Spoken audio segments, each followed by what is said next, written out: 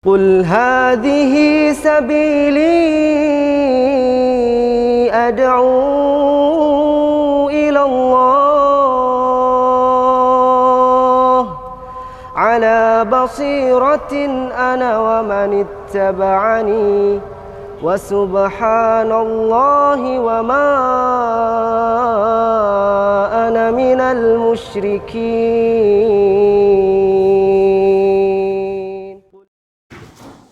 Assalamualaikum warahmatullahi wabarakatuh.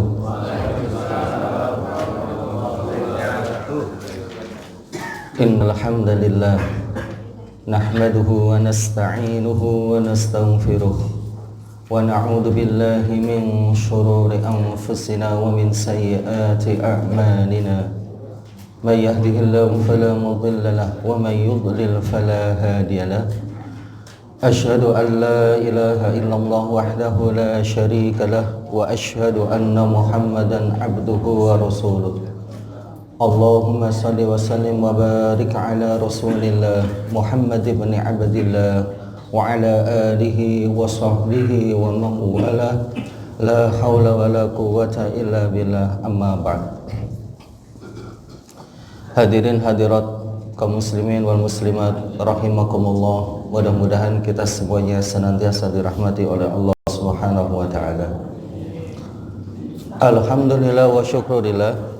Puji syukur kita haturkan kehadirat Allah Subhanahu wa taala karena berkat limpahan nikmat karunia yang Allah berikan kepada kita, kita semuanya dipertemukan dalam tempat yang penuh keberkahan ini, dalam bingkai silaturahim, dalam bingkai ukhuwah Islamiyah, dalam bingkai ketaatan kita kepada Allah Subhanahu wa taala. Mudah-mudahan apa yang kita lakukan senantiasa diberkati dan diridai oleh Allah Subhanahu wa taala. Salawat dan salam tak lupa kita haturkan kepada Nabi kita Muhammad sallallahu alaihi wasallam beserta dengan keluarga, sahabat dan juga para pengikut setianya sampai hari kiamat nanti. Bapak-bapak, ibu-ibu sekalian yang dimuliakan Allah, pertama-tama mungkin saya minta maaf kepada jamaah sekalian. Ya, pertama itu adalah mengenai tentang tulisannya, karena tulisannya itu mungkin sangat kecil sekali. Ya, mohon maaf untuk ibu-ibu, untuk bapak-bapak juga mohon maaf karena memang ini edisi efisien, Pak. Ya. Edisi efisien. Ya. Kalau kita besarkan nanti bisa jadi beberapa lembar. Tapi semua kita serahkan kepada DKM. Kalau memang nanti mau diperbesar tulisannya, insya Allah ya yang akan datang nanti tulisannya saya berbesar. Tapi memang resikonya ya tidak efisien lagi, Pak sekalian. Nah, itu saja resikonya. Nah, Bapak-bapak, Ibu sekalian yang dimuliakan Allah, kita akan melanjutkan mengenai tentang kajian sifat salat Nabi Muhammad sallallahu alaihi wasallam. Pada pertemuan sebelumnya kita membahas mengenai tentang takbiratul ihram. Pada pertemuan kali ini insyaallah kita akan membahas mengenai tentang rukun yang kedua yang disepakati oleh para ulama, yaitu berdiri. Seperti yang Bapak-bapak, Ibu-ibu sekalian bisa baca di dalam tulisan singkat saya, bahwa di situ dijelaskan bahwa berdiri itu termasuk daripada rukun sholat. Artinya berdiri ini harus kita lakukan ketika kita melakukan sholat wajib. Tapi yang dimaksud dengan rukun sholat di sini adalah rukun sholat wajib, bukan rukun sholat sunnah. Nanti akan kita lebih pertajam lagi. Artinya kalau misalkan orang ingin melakukan sholat wajib, dia mampu untuk berdiri, tapi dikarenakan karena malas atau dikarenakan karena perkara-perkara yang memang tidak ada udzur secara syar'i, tidak ada halangan yang diperbolehkan secara agama kita, maka sholat daripada orang ini dikatakan batal karena dia sudah meninggalkan salah satu rukun daripada sholat, yaitu berdiri. Maka rukun berdiri ini juga diisyaratkan oleh Allah Subhanahu wa taala di dalam Al-Qur'an surat Al-Baqarah, wa qumu lillahi qanitin, dan berdirilah kalian sedangkan kalian dalam keadaan khusyuk. Qanitin itu artinya adalah khusyuk.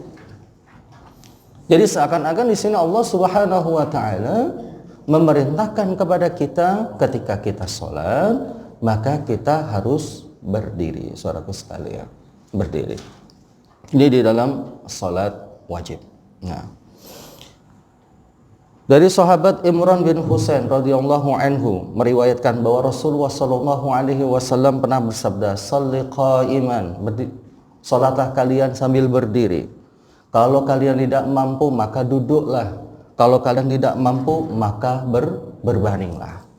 Tetapi di sini Rasulullah sallallahu alaihi wasallam menjelaskan kepada kita dengan kata-kata ketika kalian tidak mampu.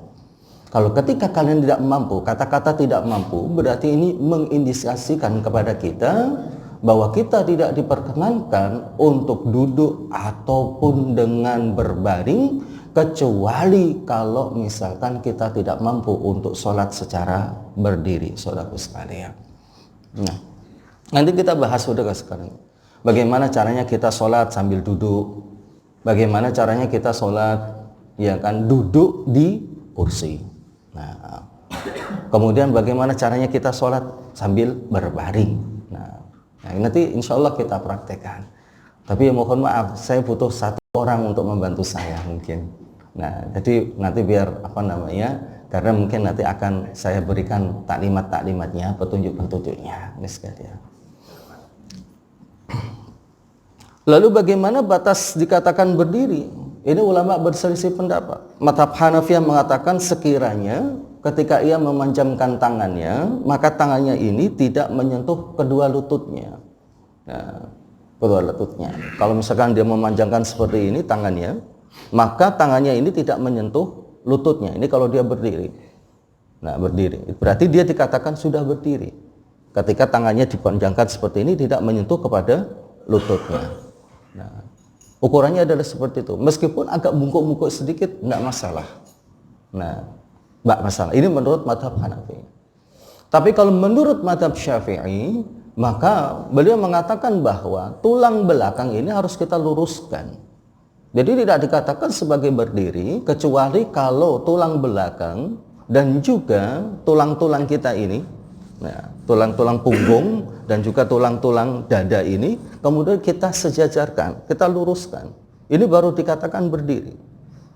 Nah, berdiri. Tetapi mazhab Syafi'i mengatakan bahwa diperbolehkan kalau misalkan menunduk sedikit, tidak masalah. Ya, yang terpenting adalah jangan sampai ya kan dia itu melakukan menunduknya ini dikatakan hampir sama dengan posisi orang melakukan ruku. Karena di dalam mazhab Syafi'i itu Bapak-bapak sekalian, bahwa ruku itu ada yang namanya batas minimal, ada yang namanya batas sempurna. Ada batas sempurna. Nah, kalau sempurnanya itu seperti yang kita ketahui bahwa posisi punggung itu rata, kemudian kaki itu lurus, kemudian posisi tangan menyentuh ke lutut, dan kemudian tidak ditekuk. Jadi posisi tangan itu lurus, ya kan, menyentuh lutut. Nah, itu dikatakan sebagai posisi yang sempurna.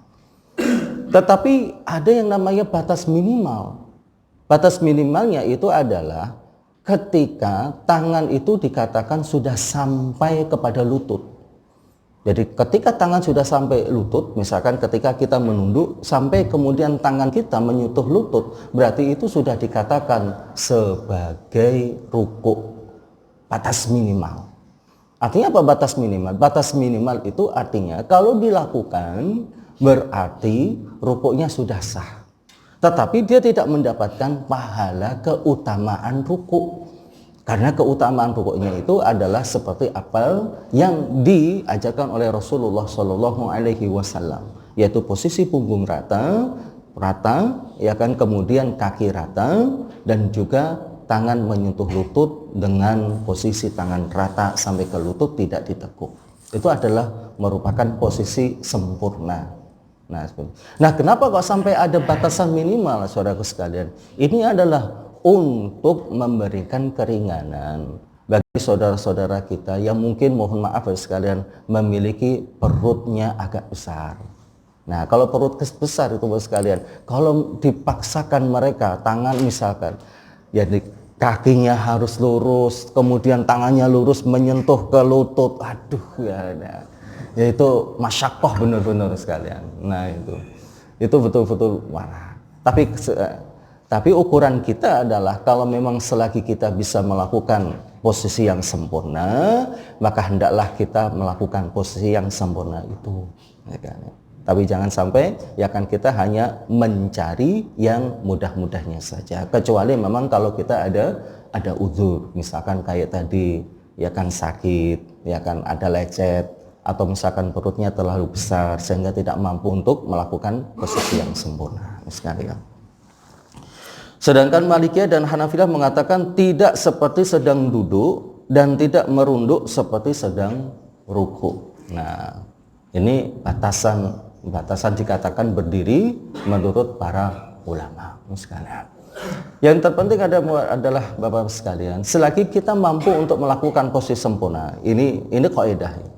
Selagi kita masih mampu melakukan posisi sempurna, maka kita lakukan, maka kita ambillah posisi itu, yaitu posisi ya kan di mana punggung kita ya kan kita tegakkan punggung. Nah, kemudian juga posisi dada ini jangan kita bungkukkan, tetapi juga kita luruskan. Inilah posisi dikatakan sebagai posisi yang sempurna ketika kita berdiri. Lalu bagaimana posisi daripada kaki kita? Posisi kaki kita. Nah, posisi kaki kita itu adalah ya, tidak menempel antara kaki kiri dengan kaki kanan, tidak menempel. Nah, ini pernah ada salah satu sahabat yang beliau ini sholat dengan keadaan kakinya itu menempel. Kemudian ditegur oleh Rasulullah SAW. Artinya bahwa kaki tangan dan kaki kiri itu jangan sampai kita tempelkan, betul-betul kita tempel, tidak. Tetapi kita kasih renggang, kita renggangkan sedikit, kita buka. Nah, bukanya itu berapa? Ini ulama berselisih pendapat. Ada yang mengatakan bahwa bukanya itu adalah sepanjang 4 jari kita. Jadi 4 jari.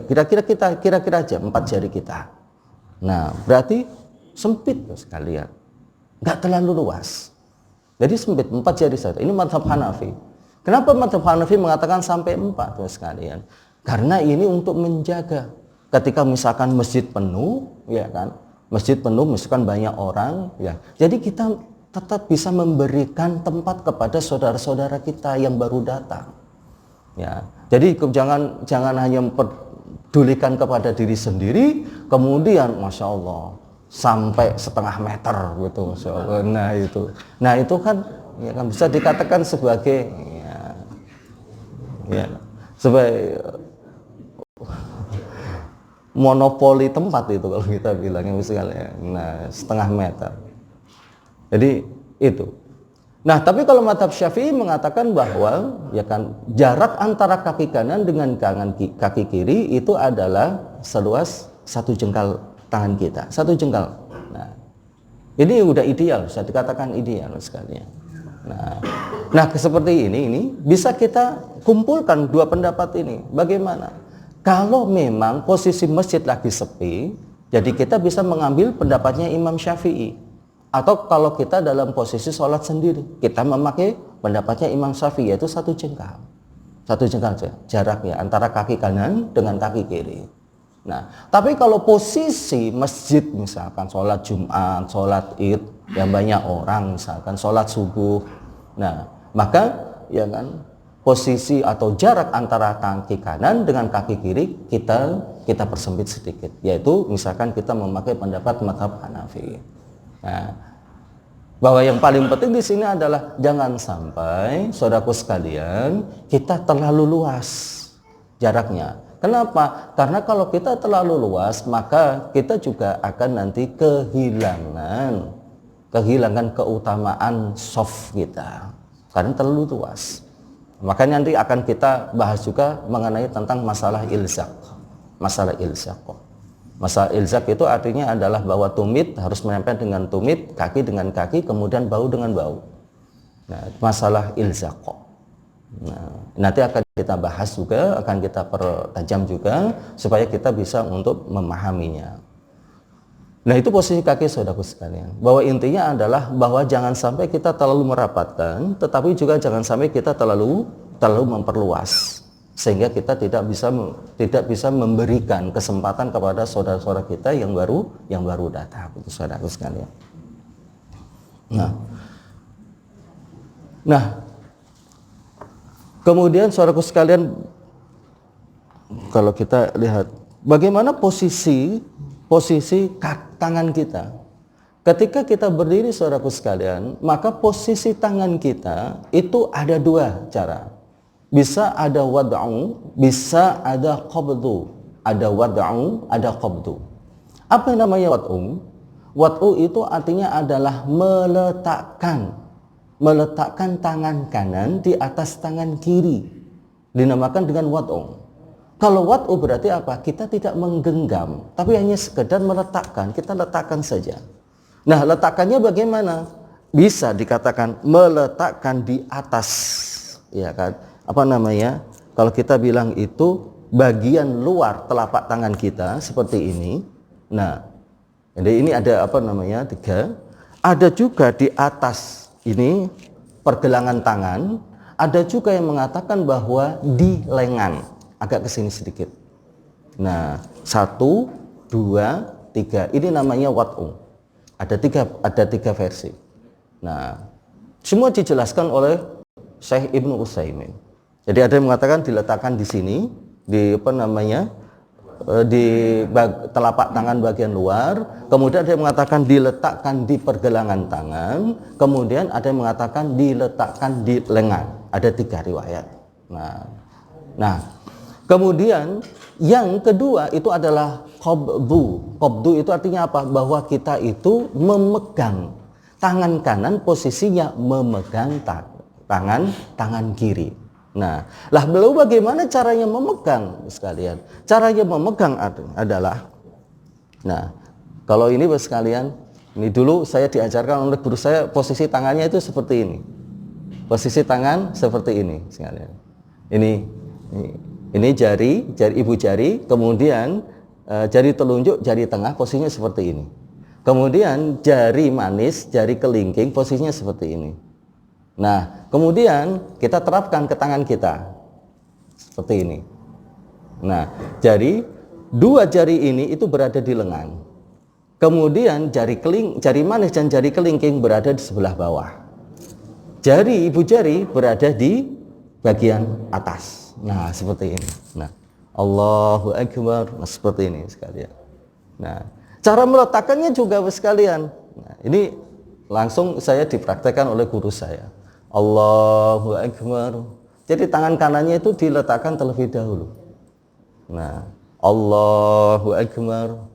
Nah, jangan begini sekalian, muter. Nah, ini ada ini. Nah, saya lihat, bahkan paman saya sendiri saya lihat itu paman saya. Padahal paman saya ini lulusan pondok pesantren di Jawa Timur. Tapi begini, muter. Nah, ini tidak ada tuntunannya sekali. Tidak ada tuntunannya. Nah, cuma ini kan, jadi ada yang mengatakan bahwa kita, ya kan, mendahulukan sebelah kanan. Nah, mendahulukan sebelah kanan, mengakhirkan sebelah kiri. Memang itu disunahkan sekalian. Tapi dalam meletakkan tangan ini ada yang mengatakan bahwa tidak perlu untuk kita terapkan mendahulukan tangan kanan, mengakhirkan tangan kiri dalam menjatuhkannya itu ya kan di sini tidak berlaku. Itu mayoritas ulama mengatakan seperti itu. Jadi ya sudah biasa saja. Nah, bagaimana kita meletakkan? Ya biasa saja. Tetapi ada memang sebagian ulama yang mengatakan bahwa kesunahan mendahulukan tangan ketika kita ya kan meletakkan tangan kita di dada itu atau di bawah perut, ya kan, di perut itu masih diperlakukan. Nah, cuma kalau masih diperlakukan ini kemudian ditirukan ya kan. Kemudian dicontohkan, dipraktekkan oleh guru saya. Itu caranya adalah bahwa kita letakkan tangan kanan dulu. Allah begini, begini Pak. Nih, kemudian baru tangan kiri masuk begini. Nah, tuh. Jadi kelihatannya kalau awal-awal masih kagok itu masih kaku sekalian. Allah ini kan. Tapi lama-lama terbiasa. Allahu Akbar. Nah, seperti. Jadi di apa namanya? Jadi diletakkan terlebih dahulu tangan kanan, kemudian baru tangan kiri masuk. Nah, ini artinya apa Pak sekalian? Al-khuruj minal khilafi mustahabun. Bahwa keluar daripada perselisihan ulama itu hukumnya adalah sunnah. Kalau ada ulama yang mengatakan bahwa, ya kan, ada yang mengatakan bahwa ini tidak disunahkan. Kemudian ada ulama yang mengatakan ini disunahkan. Maka lebih baiknya saudaraku sekalian, ya kan, kita lakukan itu. Lebih baiknya kita lakukan. Jadi kita masih ini Allahu Akbar. Nah, seperti itu. Nah, jadi jatuhkan tangan terlebih dahulu, tapi dalam posisi dia siap menerima tangan kiri. Nah, kemudian masuk, kemudian baru seperti ini. Nah, kalau baru awal-awal agak kaku, mesti mikir aja. Nggak usah mikir Pak sekalian. Jadi kalau mau praktek itu di luar sholat. Nah, jangan di dalam sholat. Kalau dalam sholat nanti mikir, oh gitu. Nah, nanti malah mengganggu kekhusyukan sholat. Jadi kalau praktek itu di luar sholat saja sekalian dipraktek. Nah, dibiasakan gitu. Nanti lama-lama kita terbiasa gitu. Ya ini dalam rangka kita keluar daripada perselisihan ulama. Itu lebih baik kita seperti itu caranya. Jadi jangan diputar-putar sekalian. Jangan diputar begini. Nah, ini ada sekalian. Ini hendaknya kita bisa melakukannya. Jadi seperti ini. Nah, kemudian masuk. Nah, setelah itu kemudian baru kita genggam tadi. Jadi posisi tangan, posisi kedua tangan jari telunjuk dan jari tengah berada di lengan. Kemudian ibu jari berada di atas, bagian atas. Kemudian jari manis dan jari kelingking berada di sebelah bawah. Nah, seperti ini sekalian, seperti ini. Nah, posisi daripada telapak tangan bagian dalam tangan kanan itu berada di telapak tangan bagian luar tangan kiri. Nah, seperti ini posisinya. Nah, kemudian posisi daripada jari kita memegang kepada pergelangan tangan kita. Nah, seperti ini dulu ya, dipraktekkan seperti itu sekalian. Karena memang saudaraku sekalian, namanya sholat itu lebih kepada praktek, bukan teori. Bukan hanya sekedar teori. Makanya hadisnya adalah Rasulullah Shallallahu Alaihi Wasallam berfirman, "Shallu kama ra'aitumuni usalli." Sholatlah kalian seperti kalian melihatku melakukan sholat. Sekalian. Jadi kita belajar sholat tidak bisa otodidak, misalnya. Tidak bisa otodidak hanya sekedar kita membaca-baca. Oh, caranya begini-begini. Tetap harus kita praktekkan. Artinya, maksudnya kita masih membutuhkan kepada seseorang yang mempraktekkannya kepada kita sehingga kita itu bisa melihatnya dengan jelas sekalian. Oke, baik. Lalu bagaimana posisi pandangan kita? Nah, sebelum ke pandangan. Nah, kemudian bagaimana kita meletakkan tangan kita? Di mana posisinya? Apakah posisinya di dada? Apakah posisinya itu di bawah perut? Jadi di bawah pusar? Nah, di bawah pusar Pak sekalian. Di bawah pusar. Ya, kalau kita ini pusar kita berarti kita letakkan di bawah pusar kita. Nah, ataukah posisinya itu di kalau kita ini tulang rusuk kita ini Pak sekalian, tulang rusuk kita. Nah, seperti ini tapi di agak kiri sedikit. Nah, kiri sedikit ya Bapak-bapak sekalian, bukan kiri banget. Nah, kadang-kadang sampai begini. Nah, ini terlalu kiri. Ini tidak ada. Ya, seperti ini itu tidak ada tuntunannya, tapi ada memang riwayat yang isinya itu adalah mengarahkan agak sebelah kiri sedikit. Tapi sedikit, jadi sedikit saja. Jadi tidak perlu sampai begini. Nah, gitu. Nah, lalu bagaimana tanggapannya daripada Syekh Shalih Ibnu Utsaimin? Beliau mengatakan bahwa tidak ada dalil yang secara sahih yang menerangkan mengenai tentang posisi tangan ketika kita bersedekap. Tidak ada dalilnya. Nah, oleh karena itu beliau mengatakan bahwa terserah mau diletakkan di, ya kan, di apa namanya, di bawah pusar, diletakkan di dada, diletakkan ini, yang terpenting adalah bahwa orang yang sholat itu posisinya nyaman dan bisa membuatnya dia menjadi khusyuk. Itu saja. Itu catatan dari beliau.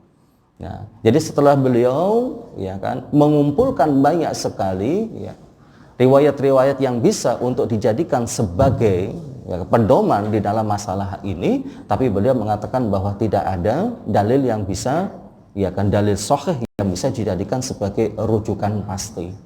Oleh karena itu beliau membebaskan, silahkan.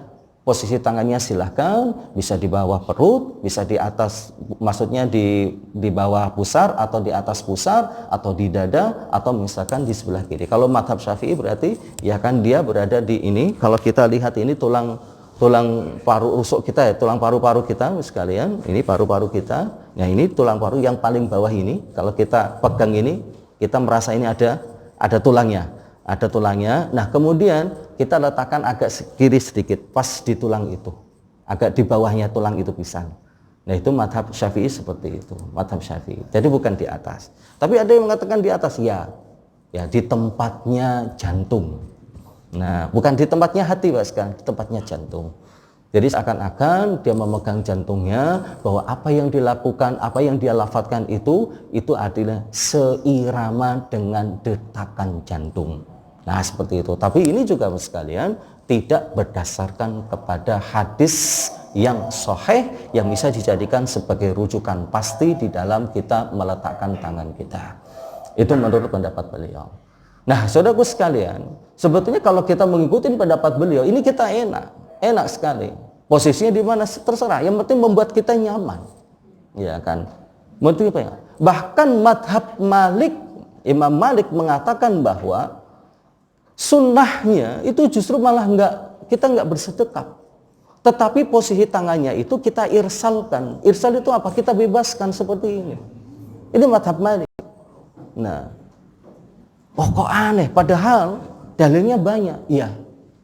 Madhab Imam Malik bin Anas itu, bapak-bapak ibu sekalian, beliau itu, ya kan, termasuk tabi'in.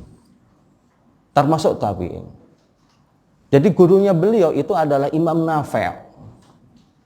Imam Nafi' ini berguru langsung kepada sahabat Ibnu Umar. Bahkan bisa kita katakan kalau ada hadis diriwayatkan oleh Imam Malik bin Anas. Imam Malik bin Anas dari gurunya namanya Nafi' dari gurunya namanya Ibnu Umar dari Rasulullah SAW, itu dikatakan sebagai ashahul asanid. Sanad hadis yang paling kuat, yang paling sahih. Itu ketika ada hadis diriwayatkan oleh Imam Malik dari gurunya namanya Nafi', dari gurunya namanya Ibnu Umar dari Rasulullah. Katakan sebagai ashahul asanid. Sanad hadisnya paling kuat. Tapi dalam masalah ini Imam Malik mengatakan bahwa posisi tangan itu irsal, dibebaskan. Jadi posisi tangan kita itu seperti ketika kita i'tidal, Bapak sekalian. Nah, lalu apa yang menjadi pedoman beliau dalam masalah ini adalah amalu ahli Madinah. Karena orang-orang Madinah pada zaman Imam Malik bin Anas, beliau mengamati mereka, bagaimana cara mereka melakukan sholat. Itu beliau melihat bahwa mereka itu banyak tangannya yang posisinya itu tidak sedekap. Tetapi apa? Mereka bebaskan. Nah, berdasarkan kepada adat ini, apa perilaku orang Madinah waktu itu, dan perilaku orang Madinah itu, bapak-bapak ibu sekalian, itu bisa dijadikan sebagai pedoman. Itu, ya kan, itu tidak mutlak. Nah, hanya pada masa sahabat, tabi'in. Nah, setelah itu udah nggak bisa lagi. Sekarang sudah bercampur. Nah, beliau mengamati ternyata orang-orang Madinah itu ketika sholat tangannya tidak sedekap, tetapi dibebaskan. Oleh karena itu beliau mengatakan bahwa saya lebih memilih kepada perilaku ahli Madinah daripada hadis-hadis itu. Karena hadis-hadis itu bagi beliau itu tidak bisa untuk menandingi apa yang dilakukan oleh orang-orang ahli Madinah, karena orang-orang ahli Madinah saat Imam Malik itu masih hidup di sana, beliau ini hidupnya dulu berada di Madinah. Ya, itu masih banyak ditemuin para sahabat Rasulullah Shallallahu Alaihi Wasallam. Itu yang menyebabkan beliau melakukan ini. Tapi pendapat beliau ini bertentangan dengan mayoritas ulama, karena mayoritas ulama mereka berpegangan kepada riwayat, kepada hadis. Hadisnya mana? Ketika ada hadisnya dan hadisnya itu bisa dikatakan bisa diterima, maka mereka mengambil riwayat itu. Tapi Imam Malik tidak. Jadi masing-masing ulama memiliki cara pengambilan hukum yang berbeda-beda, saudaraku sekalian. Ini posisi qabdu. Kemudian mengenai tentang penglihatan sekalian. Nah, ketika kita sholat, misalkan, nah, penglihatan kita kemana? Nah, penglihatan kita kemana? Nah, ada yang mengatakan bahwa ya sunnahnya kita itu ketika sholat penglihatan kita itu ke tempat sujud kita. Tapi mohon maaf saudaraku sekalian, ini berdasarkan kepada hadis dhaif. Hadisnya dhaif.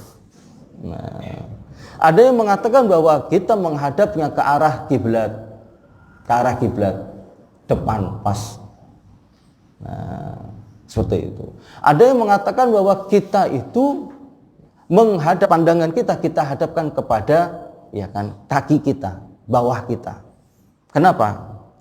Agar kita itu bisa pandangan kita nggak kemana-mana. Kalau ke bawah berarti itu bisa mengakibatkan sholat kita menjadi lebih khusyuk. Nah, gitu. Jadi ada 3 pendapat. Jadi menghadap ke depan, menuju kepada arah kiblat, kemudian kita arahkan pandangan kita ke tempat sujud kita, kemudian yang ketiga kita arahkan pandangan kita ke kaki kita. Nah, di kaki kita arahkan ke kaki kita. Lalu bagaimana menurut pendapatnya Syekh Ibnu Utsaimin? Beliau mengatakan bahwa semua dalilnya itu dhaif. Semua dalilnya itu dhaif. Dhaif itu artinya lemah. Nah, lemah. Lalu bagaimana saran beliau? Silahkan pandangannya kemana? Pandangannya silahkan, bebas. Yang penting apa? Mana yang bisa membuat dirimu itu menjadi lebih khusyuk, ya kan? Maka ambillah. Jadi kalau misalkan ketika kamu melihat tempat sujudmu itu kamu bisa membuat sholatmu menjadi khusyuk, maka lakukan. Tapi kalau misalkan kamu tempat sujud kok masih lihat orang ya kan lewat, masih lirik sedikit gini kan, masih ngelirik sedikit, udah berarti ya kan arahkan pandanganmu itu ke kakimu. Nah, seperti itu. Nah, jadi ukurannya adalah tidak ada sebetulnya cara yang khusus bagaimana kita mengarahkan pandangan kita ketika kita berdiri melakukan sholat. Yang terpenting adalah bahwa apa yang bisa kita lakukan supaya bisa membuat sholat kita ini menjadi lebih khusyuk, lebih khusyuk. Nah, kalau misalkan sholatnya sambil merem bagaimana? Nah, sholatnya sambil merem ini sebaiknya. Nah, sholat sambil merem itu malah hukumnya makruh, saudaraku sekalian. Makruh. Kenapa makruh? Ya karena kalau ini ya kan dibiasakan, lama-lama kebablasan, imamnya sudah sujud, dianya masih berdiri. Nah, seperti itu. Nah, itu dikhawatirkan seperti itu, kebablasan. Nah, jadi wah saya enggak kok, saya pokoknya saya enggak akan kebablasan misalkan. Saya enggak akan kebablasan misalkan. Iya, sekarang lama-lama ya kan, lama-lama juga akan ya kan bisa. Maka ulama itu sekalian, mereka itu berpikirnya panjang sekali, berpanjang sekali. Mungkin di antara kita ada yang sholatnya misalkan tidak akan khusyuk kecuali kalau misalkan dia ya kan merem misalkan. Nah, cuma pertanyaannya adalah dikhawatirkan dia ini nanti kebablasan. Maka saudaraku sekalian, kebablasan itu kemudian tidur maksudnya. Makanya kalau misalkan kita pengen khusyuk, maka tetap kita buka sedikit. Jadi mata kita itu kita seakan-akan seperti merem, tetapi mata kita masih kita buka sedikit. Maka ini tidak makruh. Bismillahirrahmanirrahim. Jadi mata kita itu betul kita kecilkan, ya kan? Tapi kita masih bisa melihat meskipun sedikit. Nah, ini namanya bukan merem. Masih melek, tapi kecil sedikit. Nah, ngelihat. Nah, jadi jangan betul-betul ditutup matanya. Kalau ditutup matanya ini udah hukumnya makruh karena tadi ditakutkan kebablasan itu oleh para ulama. Jadi kita cuma ini sekalian. Oke, baik. Nah, kemudian kita kembali lagi mengenai tentang berdiri sekalian. Berdiri, jadi kalau selagi kita masih mampu untuk melakukan berdiri, maka kita tidak diperkenankan untuk berpaling daripada berdiri. Nah, jadi meskipun kita mampunya misalkan, ya cuma misalkan kita berdiri itu mampunya misalkan cuma 5 menit. Padahal imamnya terkadang itu membacanya sampai 7 menit misalkan. Berarti selama durasi 5 menit itu kita masih diwajibkan untuk berdiri.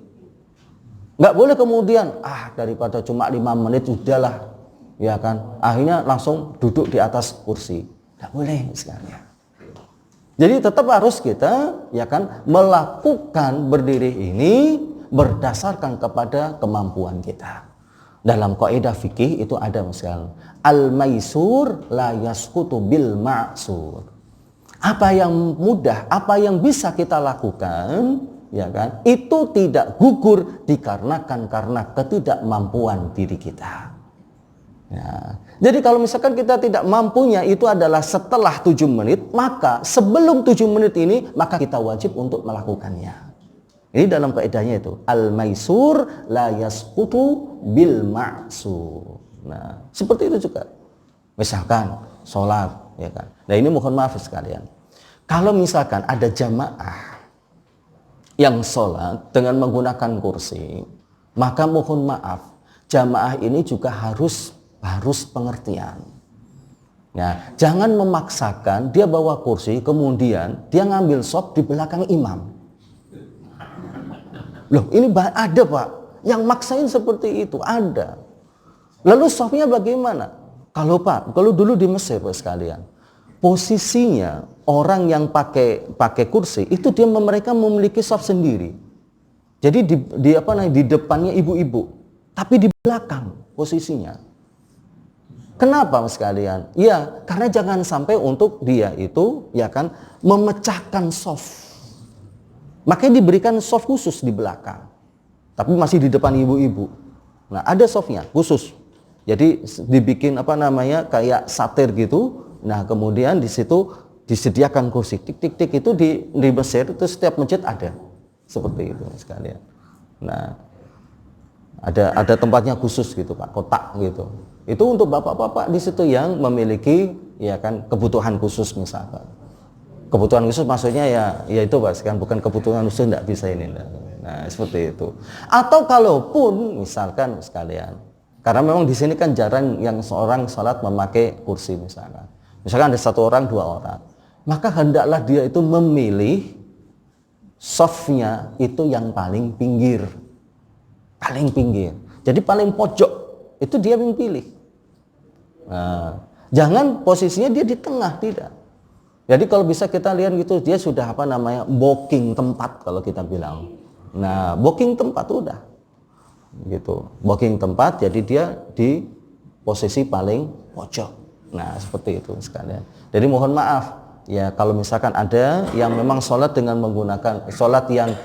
menggunakan kursi, maka juga harus bisa untuk memperhatikan ini, jangan sampai dia memecahkan shaf, ya kan, sehingga mengganggu shaf saudara-saudaranya yang lainnya sekalian. Nah, itu paling pinggir posisinya. Gitu. Nah, jadi kalau misalkan dia mampu, misalkan cuma 1 menit, ya berarti 1 menit sekalian. Jadi tetap mampunya cuma ya kan 10 detik. 10 detik harus berdiri. Meskipun cuma takbiratul ihram saja. Habis itu kemudian dia duduk. Nah, jadi apa yang dia mampuin dalam masalah berdiri ini, ya kan dia mampu, ya kan berdasarkan durasi apapun sesuai dengan kemampuannya itu, maka harus dia lakukan dan dia tidak boleh untuk mohon maaf manja-manjaan kemudian langsung untuk duduk, tidak diperkenankan sekalian. Nah, sekarang permasalahannya adalah kalau misalkan ada orang sholat, ya kan, betul-betul dia tidak bisa berdiri dan dia harus duduk. Bagaimana caranya? Ya kan? Ini saya praktekkan sekalian cara sholatnya. Ya. Jadi langsung tidak usah pakai dalilnya, ya. Jadi langsung saja ke praktek, mengingat waktu juga. Mohon maaf. Nih. Sholat. Nah, jadi kalau masih mampu untuk takbiratul ihram, berdiri. Nah, berdiri sebentar saja kan Pak. Allahu Akbar. Nah, setelah itu langsung dia duduk. Tapi kalau nggak mampu berdiri juga, ya udah langsung duduk saja. Allahu Akbar seperti ini. Oke. Nah, kemudian biasa. Nah, ketika yang membedakan ini adalah Bapak sekalian, ketika rukuk dan sujud. Nah, ketika rukuk itu ada Allahu Akbar, pegang lutut. Jadi lututnya ini dipegang. Jangan seperti ini. Ini salah. Ya, jadi posisi lututnya kita pegang. Seperti ini. Nah, ini rukuk. Nah, subhana rabbiyal adzim wa bihamdi. Nah, kan 3 kali. Kemudian sami Allahu liman hamidah. Balik lagi. Nah, kemudian sujudnya Allahu Akbar. Nah, sujudnya begini. Kenapa? Secara otomatis sekali kalau kita begini, berarti posisi kepala kita mesti lebih menunduk daripada posisi rukuk kita. Nah, posisi ini kita pegangin, ini rukuk seperti ini. Nah, kemudian Allahu Akbar. Nah, kemudian ketika kita sujud, tangannya kita tetap isyarat seperti sujud. Nah, ini. Nah, seperti ini. Nah, kemudian Allahu Akbar, sujud lagi. Allahu Akbar. Nah, kemudian balik lagi Allahu Akbar. Nah, seperti itu sekalian ya. Jadi posisi tangannya adalah seperti ini. Nah, itu ketika sujud. Nah, ini posisinya orang sholat ketika dia duduk di atas kursi. Begitu juga Bapak Ibu sekalian praktekkan kalau misalkan nanti, ya kan, Bapak Ibu sekalian itu pergi haji atau pergi umroh. Biasanya kan sholat ada itu ya Pak ya, sholat di atas kendaraan. Nah, sholat di atas kendaraan misalkan. Karena misalkan tidak mungkin kita sholat sambil berdiri di pesawat. Nah, cara mempraktikkan sholatnya seperti itu. Nah, kita sholat, Allahu Akbar. Nah, kemudian sekalian, ya posisi rukuknya tangan, jadi kedua tangan kita memegang lutut seperti ini. Kita pegang lututnya. Ya, jadi seakan-akan kita betul-betul rukuk. Karena ketika rukuk kan tangan kita memegang lutut kita. Nah, seperti itu. Kita pegang lutut kita seperti ini. Jadi ini menunduknya agak sedikit. Nah, sami Allahu liman hamidah, kemudian kita rukuk, Allahu Akbar. Sudah pasti ini lebih menunduk lagi. Ini sujud sudah seperti itu. Ya, sekarang itu seperti itu. Nah, sekarang ya kan kita prakteknya adalah ketika kita sholatnya itu sambil duduk. Sholatnya sambil duduk misalkan, sambil duduk. Jadi duduk maksudnya duduk di lantai, bukan duduk di kursi. Nah, agak ke bawah lagi. Nah, kalau duduk di atas duduk di lantai seperti ini sekalian. Nah, ini kalau mazhab Syafi'i, para ulama mengatakan posisi duduk kita itu kita samakan dengan duduk tahiyat awal. Tahiyat awal seperti ini. Iftirash. Tapi kalau misalkan kita mampu, misalkan ini afdalnya seperti ini. Tapi diperbolehkan juga kita duduk tarabbu'. Tarabbu' itu apa? Duduk bersila. Ini namanya tarabbu'. Duduk tarabbu'. Nah, boleh tarabbu'? Boleh. Nah, tetapi kalau selagi kita masih bisa duduk iftirash, pakai kita duduk iftirash. Kita duduk iftirash. Nah, seperti ini duduk iftirash. Nah, kemudian kita sholat. Allahu Akbar. Kalian. Nah, kemudian, ini permasalahannya adalah kita mampu untuk sujud atau tidak. Kalau nggak mampu sujud nanti ada caranya sendiri. Ini kita masih mampu untuk sujud. Seperti ini. Nah, kemudian rukuknya bagaimana? Allahu Akbar, kita pegang lutut kita. Ya, subhana rabbiyal adzim wa bihamdi, subhana rabbiyal adzim wa bihamdi 3 kali. Sami Allahu liman hamidah. Kalau kita masih bisa sujud, maka kita sujud seperti biasanya. Allahu Akbar. Allahu Akbar. Sujudnya sama, kita sujud seperti biasa. Nah, nanti kalau rakaat akhir berarti kita duduknya duduk tahiyat akhir. Nah, seperti tawarruk. Nah, seperti itu. Oke. Nah, kalau misalkan kita nggak mampu untuk sujud, nah gitu. Oke. Allah rukuk dulu. Wa akbar. Ini rukuk. Nah, sami Allahu liman hamidah. Kemudian Allahu Akbar. Nah, posisinya seperti ini misalnya. Kenapa? Karena ini berarti apa? Posisi kita itu lebih rendah daripada rukuk kita. Ya. Jadi intinya apa? Jangan sampai posisi kepala kita ketika menunduk itu, ya kan, kita harus bisa membedakan antara rukuk dengan sujud. Nah, jangan sampai posisinya itu rukuk dan sujud itu sama. Nah, seperti itu. Nah, kalau misalkan kita tidak bisa sholat sambil duduk, berarti kita sholat sambil, ya kan, sambil berbaring. Nah, bagaimana cara berbaringnya? Ya, minta satu orang untuk praktek yang pakai celana tapi. Kenapa Pak Haji? Ya, silakan. Misalnya gini, maksudnya kita berdiri, tapi karena imamnya itu terlalu panjang, udah sepuh, gak kuat, tiba-tiba udah keliang-keliang mau jatuh. Nah, itu bagaimana? Apa boleh langsung duduk atau bagaimana? Iya, Pak, silakan Pak. Jadi ini sholat ini kita sholat wajib misalkan. Nggak tahu-taunya imamnya udah pelan bacanya Al-Baqarah. Al-Baqarah. Nah udah habis itu kita nggak kuat. Bagaimana caranya? Kalau memang ada kursi, kita ke kursi. Tapi kalau nggak ada kursi, ya udah berarti langsung duduk Pak. Duduk. Nah, jadi keselamatan Bapak itu lebih diutamakan daripada sholat Bapak. Gitu. Karena agama kita itu la yukallifullahu nafsan illa wus'ah. Nah, jadi Allah itu memberikan kewajiban kepada kita melakukan kewajiban itu berdasarkan kepada apa yang kita mampuin. Nah, jadi kalau udah gelian, ya udah duduk sekalian. Nah, bahkan Bapak sekalian, bahkan ada sebagian ulama, ini bukan sholat wajib, tapi sholat sunnah. Sholat sunnah. Kalau misalkan kita jadi makmum, sholat sunnah misalkan sholat tahajud. Kadang sholat tahajud itu lama sekali. Nah, kalau di sini nggak terlalu lama. Tapi kalau misalkan di Mesir, Pak, satu rakaat itu bisa sampai setengah jam. Iya, sholat tahajud malam itu yang untuk pas 10 hari terakhir itu satu rakaat bisa setengah jam, Pak. Itu udah posisi udah sulusul lail ya Pak ya, setengah jam, udah ngantuknya kayak apa. Nah, itu kalau misalkan kita capek Pak, ada sebagian ulama yang mengatakan kalau memang itu sholat sunnah, boleh Pak kita minum Pak. Balikin lagi. No, ada yang mengatakan boleh. Kenapa? Karena karena posisinya adalah sholat sunnah. Nah, bahkan kalau sholat sunnah misalkan kita nggak mau berdiri, boleh, karena sholat sunnah itu sekalian, itu kalau berdiri itu tidak dikatakan sebagai rukun. Nah, berdiri dalam sholat sunnah itu dikatakan rukun.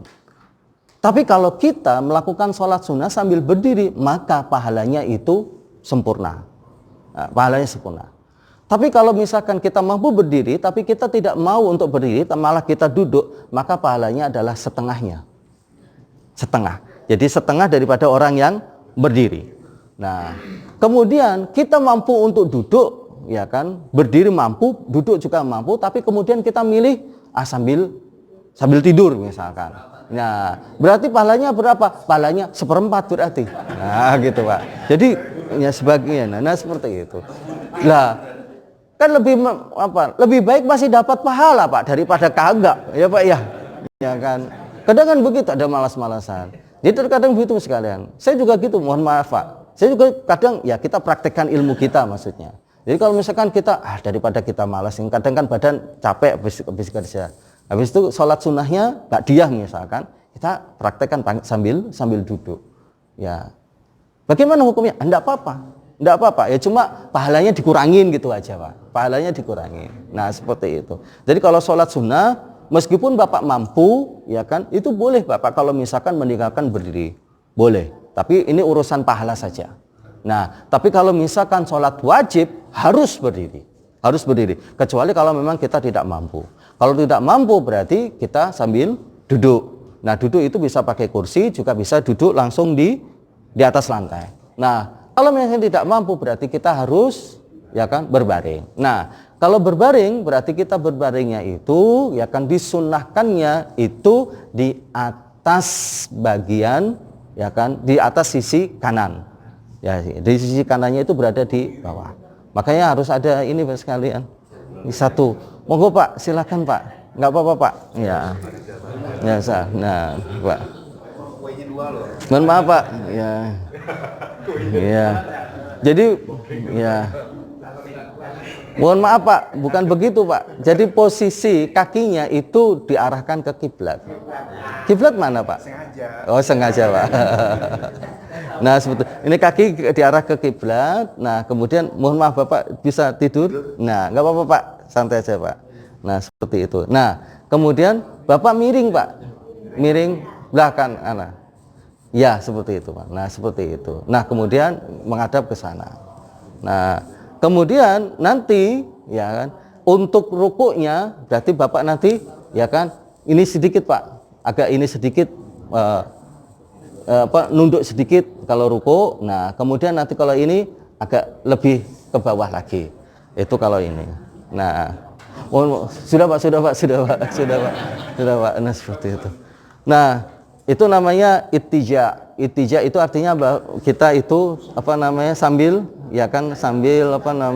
tidur tetapi kita masih berada miring ya. Kalau kita bilang tidur miring. Nah, tidur miring. Tapi tidur miring ini sunnahnya itu adalah bahwa ya kan posisi kanan kita ini, tangan kanan kita ini berada di bawah. Dan kaki kita usahakan itu kakinya menghadap ke arah kiblat. Posisinya kaki itu ke arah kiblat. Ya, jadi bukan ke arah sono, bukan ke arah sono. Posisi kakinya mengarah ke kiblat.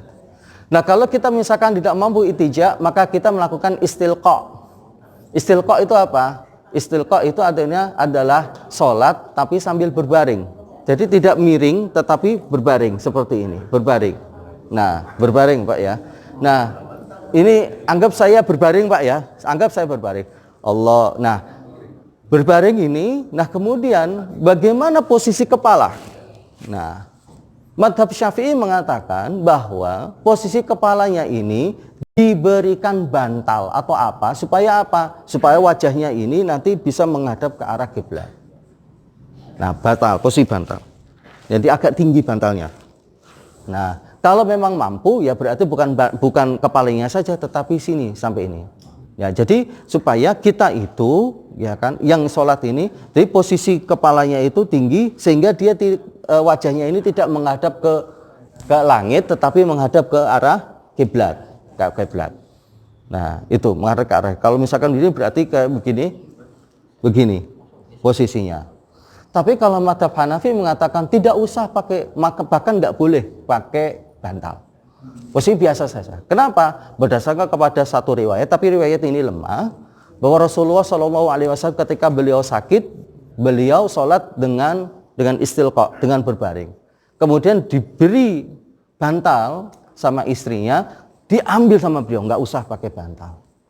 Nah, bantalnya diambil, kemudian dilepas oleh beliau. Tapi riwayat ini riwayat yang lemah. Tapi riwayat ini diambil oleh mazhab Hanafi. Kalau mazhab Syafi'i justru enggak. Nah, karena ya kan wajahnya ini harus menghadap ke kiblat. Maka ya kan disunahkan dia untuk ya kan dikasih bantal atau apa supaya wajahnya itu tidak menghadap ke langit tetapi menghadap ke kiblat meskipun sedikit. Nah, seperti itu. Nah, kemudian Allahu Akbar. Nah, kalau misalkan kita masih mampu ketika rukuk dan sujud, ketika masih mampu untuk menundukkan sedikit seperti ini, tundukkan. Allah misalkan tundukkan sedikit gini. Kemudian nanti sujudnya agak menunduk lagi. Jadi antara rukuk dan sujud itu harus kita bedakan. rukuk cuma sedikit, nah kemudian nanti kalau sujud nanti ini, lebih ini. Nah seperti itu. Apa? Posisi tangan ya enggak Pak. Kalau pas ini mohon maaf Pak. Dari pas rukuk enggak ini seperti ini. Dan ini tadi pas habis takbiratul ihram kan sedekap seperti ini. Nah kemudian sekalian, kalau memang tidak mampu untuk seperti ini sekalian, tidak mampu untuk memberikan isyarat ketika rukuk dan sujud itu dengan menggunakan kepala, maka cukup dengan hati Mas sekalian. Cukup dengan hati. Dengan hati. Jadi seakan-akan kita rukuk. Allahu akbar subhana rabbiyal azim wa bihamdi. Allahu akbar. Allahu akbar. Jadi seakan-akan dalam hati kita itu kita melakukan rukuk, melakukan sujud dalam hati kita. Jadi tidak perlu Bapak sekalian memakai tangan. Kadang yang memakai tangan. Akbar. Allahu akbar. Pakai tangan. Nah, ada Pak. Ya ada pakai tangan. Jadi rukuknya pakai tangan, isyaratnya. Allahu akbar. Jadi kalau sujud itu dibeginin, digenggam. Nah, tapi kalau misalkan rukuk diginiin. Allahu akbar. Allahu akbar. Allahu akbar. Nah, ini sama sekali nggak ada dalilnya. Nggak ada dalilnya sekali. Sama sekali nggak ada dalilnya. Jadi cukup di dalam hati kita saja. Nah, seperti itu sekalian. Nah, satu lagi sekalian. Kalau misalkan kita sholat sunnah tadi kan tidak diharuskan berdiri. Ya, tapi boleh duduk, sambil juga boleh sambil tidur boleh. Sambil tidur pun boleh, Pak. Nah, cuma ya tadi masalah pahalanya yang berbeda-beda. Nah, kalau misalkan kita sholat sunnah, kita sebetulnya mampu untuk berdiri, tapi karena ya kan lagi capek misalkan. Nah, kemudian kita pilih untuk sholat sambil tidur. Nah, tidur sambil tidur, misalkan ini saya katakan tidur ya, kan, tentu berbaring sebelah kanan. Itu sunnahnya seperti itu. Nah, kemudian saya sholat Allahu akbar. Nah, ketika nanti pas ruku, ya kan, tetap saya diminta untuk duduk. Nah, duduk. Kecuali kalau memang saya nggak mampu duduk.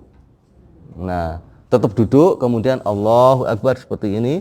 Allahu akbar, kemudian sujud lagi. Allahu akbar, kemudian tidur lagi, baring lagi. Nah, seperti itu. Nah, karena masih mampu sekalian. Karena masih mampu. Nah, seperti itu. Nah, kan. Kalau kita praktekkan ya agak lucu. Orang sholat kok kayak begitu ya, main-mainan gitu kan. Nah, tapi ini sholat sunnah ya Pak ya, sholat sunnah. Nah, tapi ini harus saya sampaikan karena memang ya kan dijelaskan oleh para ulama seperti itu sekalian. Jadi diperbolehkan kita untuk melakukan itu. Ini sekalian. Oke, baik. Nah, gitu. Baik. Ya Pak, silakan. Assalamualaikum warahmatullahi wabarakatuh. Waalaikumsalam warahmatullahi wabarakatuh. Saya membaginya dua kelompok meluruskan dan kelompok bertanya.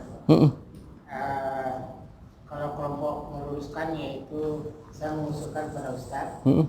Satu saat kalau lihat dari pengajian Ustaz mungkin satu saat juga sampai Ustaz menyampaikan perbedaan antara duduk tawaruk dengan duduk Iftirash, iya Pak. Ini pengalaman dari saya. Ini buat Ustaz dibaca di dalam hati aja.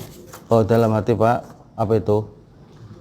Ini pengalaman saya waktu umur 50 saya dapat kajian di Masjid Al-Azhar. Kalau kita betul-betul duduk tawaruk dan iftirash itu yang benar, itu yang namanya penyakit lelaki itu tidak akan timbul. Saya waktu itu penyakit lelaki saya sudah timbul walaupun kecil. Setelah umur saya 74 sekarang, penyakit saya itu tidak membesar dan tidak mengecil karena saya selalu duduk iftirash dan duduk tawaruk itu dengan benar. Jadi itu yang saya usulkan Pak Ustadz, perbedaan antara duduk tawaruk dengan iftirash. Baik. Pertanyaannya begini Ustadz, ini saya masuk ke dengan kelompok kedua, yaitu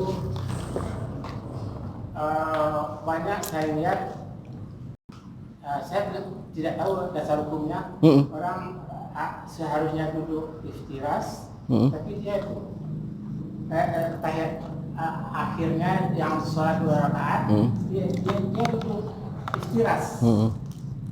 Padahal seharusnya dia tahiyat akhir, dia harus duduk tawarruk. Dan para dai kita juga pernah saya lihat yang 2 rakaat, salah yang 2 rakaat, dia harus duduk iftiras, tapi dia duduk tawarruk, tapi dia harus duduk iftiras. Itu dasar hukumnya dari mana sih? Baik, Bapak sekalian. Baik. Dasar hukumnya sebetulnya semuanya itu ada hadisnya, Pak. Ada hadisnya.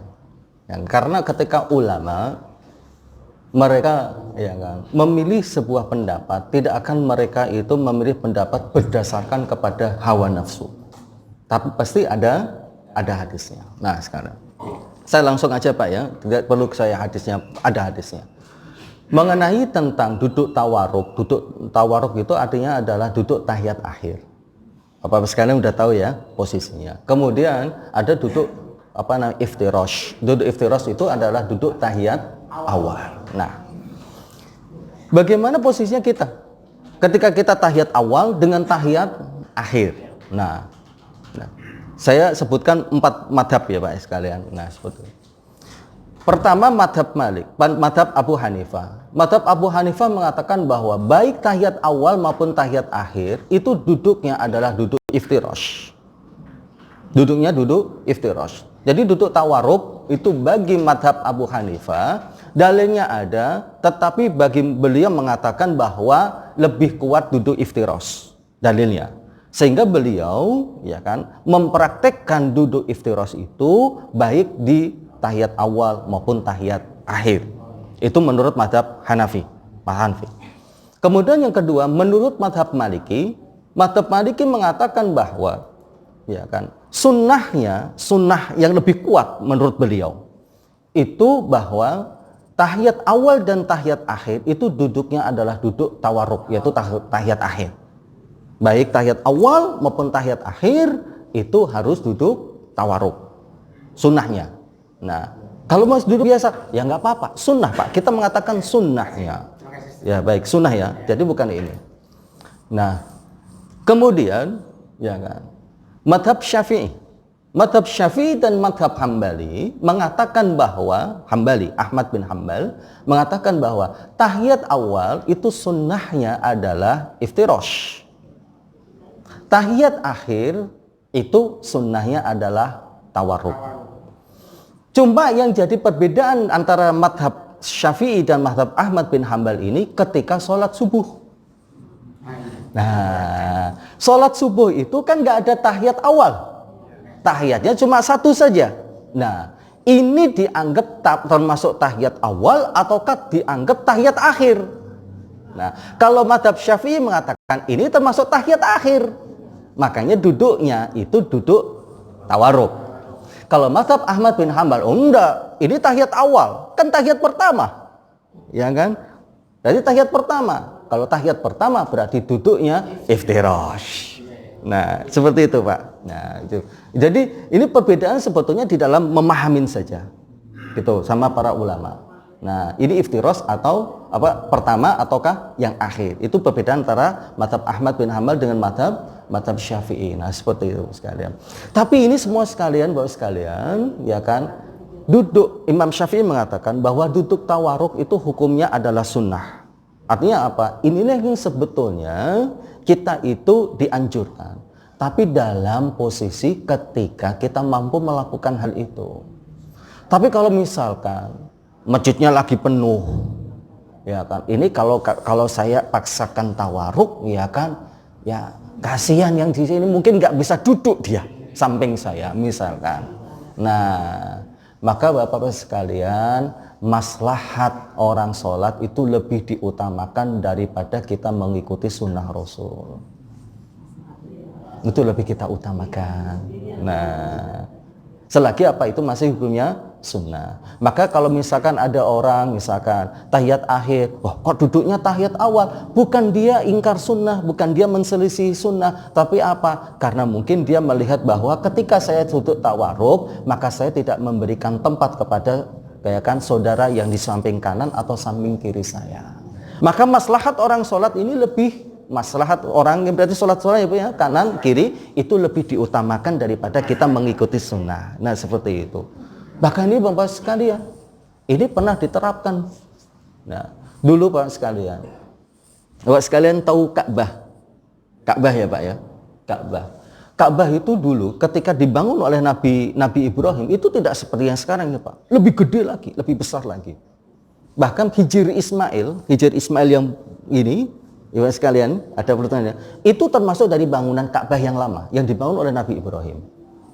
Nah kemudian ya kan pernah kemudian ya kan Ka'bah ini hancur pada masa jahiliyah, yaitu 5 tahun sebelum Nabi itu diutus. Nah, ada banjir itu rusak. Nah kemudian dibangun lagi oleh orang-orang kafir Quraisy, dibangun. Nah ketika dibangun itu ya kan pimpinannya waktu itu adalah Walid bin Mughirah dari suku Bani Mahzum. Nah mereka gini, karena ini yang kita yang bangun itu adalah tempat suci, maka kalian ya kan itu ya kan kita minta bantuan, tapi bantuannya itu harus dari harta yang halal, kata Walid bin Mughirah. Ternyata orang-orang kafir Quraisy, bapak-bapak ibu sekalian, itu nggak punya uang halal. Uang halalnya cuma sedikit. Dikumpul-kumpulin akhirnya apa? Cuma bisa untuk bangun Ka'bah yang seperti sekarang ini. Ya, seperti itu. Nah, itu karena apa? Waktu itu krisis. Jadi krisisnya bukan karena mereka krisis nggak punya duit, tapi krisis uang halal. Sekalian, bagaimana? Bisa bayangin Pak ya? Berarti betapa hidup mereka itu betul-betul gelap ketika itu. Nah, akhirnya dibangun oleh Walid bin Mughirah. Tapi Rasulullah Shallallahu Alaihi Wasallam ada keinginan, bilang sama istrinya Aisyah, saya itu ada keinginan besar untuk membangun kembali Ka'bah. Akan aku hancurkan Ka'bah yang sekarang ini, kemudian aku akan bangun kembali seperti apa yang dulu, pondasi yang dulu dibangun oleh Nabi Ibrahim dan Nabi Ismail. Itu harapan Rasulullah. Disampaikan semua oleh para sahabat, termasuk juga kepada sahabat Abdullah bin Zubair. Nah, kemudian setelah Bani Umayyah, Muawiyah meninggal dunia, nah kemudian diangkatlah Yazid bin Muawiyah. Tapi Abdullah bin Zubair tidak setuju dengan diangkatnya Yazid sebagai khalifah, sehingga dia memproklamirkan diri sebagai khalifah di tanah Hijaz, di Mekah, Madinah. Nah, di situ perang, perang sekalian, perang, nah kan. Tapi Abdullah bin Zubair masih menang. Nah, kemudian Yazid meminta bantuan kepada Hajjaj bin Yusuf As-Saqafi, gubernur di Irak, untuk menyerang. Diserang pakai manjanik. Manjanik itu seperti ketapel besar, Pak, yang isinya batu tapi ada apinya, jeder sehingga akhirnya Ka'bah runtuh. Pak. Abdullah bin Zubair akhirnya meninggal dunia, kalah. Nah setelah itu kan ketika Ka'bah runtuh, ya kan, ketika Abdullah bin Zubair ini itu Ka'bah diruntuhkan, dibangun seperti dulu pondasinya Nabi Ibrahim dan Nabi Ismail. Jadi berbesar lagi ketika Abdullah bin Zubair memproklamirkan diri sebagai khalifah. Begitu Hajjaj ya kan bin Yusuf As-Saqafi menyerang Ka'bah runtuh. Nah, kemudian dibangun lagi. Namanya Hajjaj. Ngirit. Nah, akhirnya tidak dibangun seperti yang dibangun oleh Abdullah bin Zubair, tetapi dibangunnya dia itu lebih kecil seperti bangunannya orang-orang kafir zaman jahiliyah. Kemudian sampai datang Harun ar-Rasyid. Harun ar-Rasyid tahu riwayat dari Rasulullah yang beliau itu ada keinginan untuk memperbesar Ka'bah. Tanya sama Imam Malik, bagaimana? Saya perbesar atau tidak? Kata Imam Malik apa? Jangan, nggak usah. Kenapa?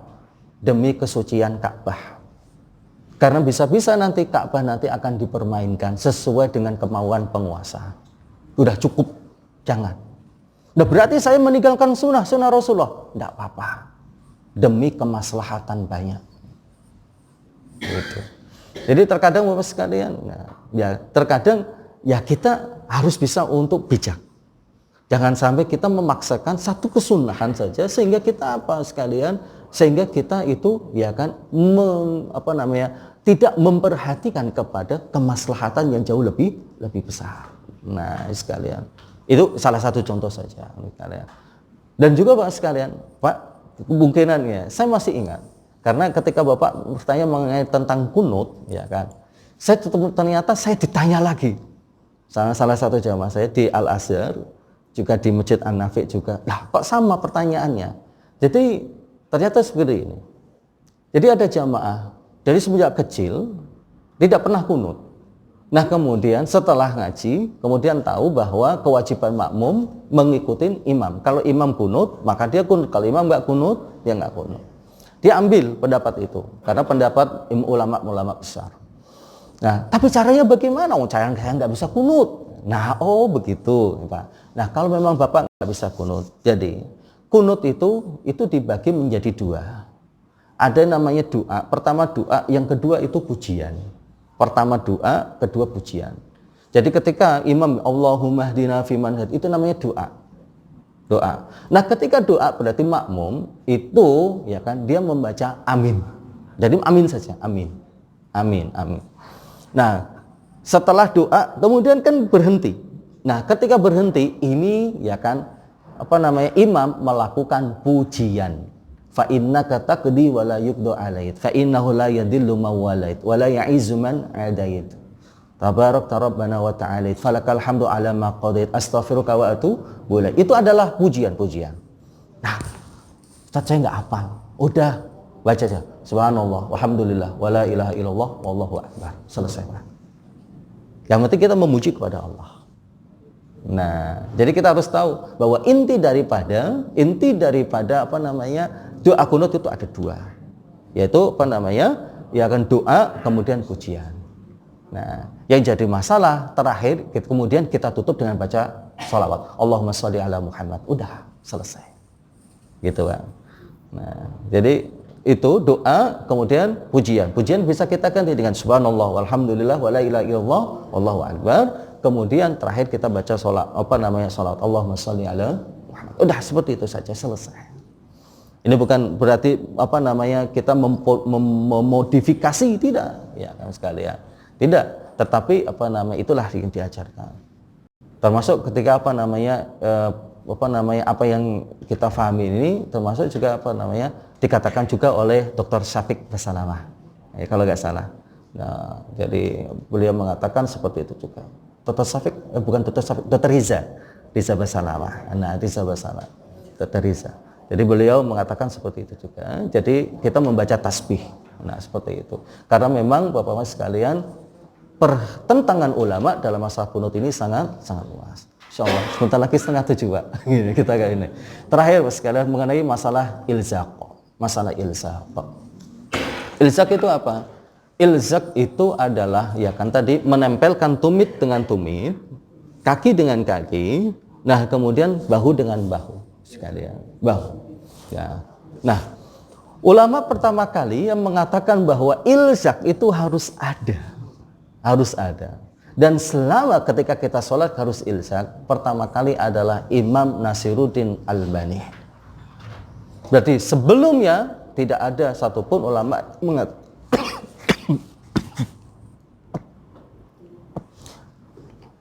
tidak ada satupun ulama yang mengatakan bahwa ilzaq itu harus ada dari awal sampai akhir sholat. Tapi ilzaq itu sekalian menempelkan tumit atau merapatkan shaf itu ketika pas pertama kali sholat. Jadi pas pertama kali sholat. Maka ini adalah termasuk kewajiban imam. Kewajiban imam itu ketika misalkan luruskan, rapatkan barisan. Itu jangan sekedar hanya formalitas. Nah, kadang kan begitu sekalian. Mohon maaf, imamnya sholat. Luruskan, rapatkan barisan. Sawu sufufakum fa inna taswiyata sufu min tamami sholat. Luruskan, rapatkan barisan. Sesungguhnya ya kan rapatnya barisan termasuk kesempurnaan sholat. Tapi ngadepnya ke sono. Ini berarti apa? Formalitas. Nah, tapi bukan begitu. Jadi imam harus begini.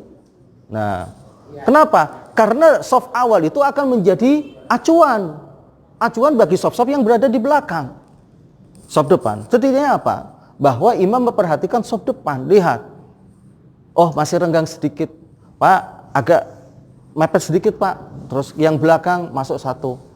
Nah, itu dengan otomatis kalau sop pertama itu sudah rapi, sop kedua itu biasanya akan mengikuti.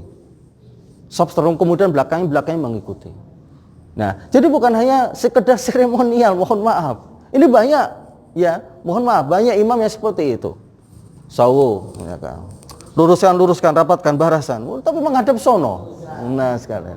Nah, jadi lihat dulu posisinya. Dulu Rasulullah itu seperti itu, Pak, sekalian.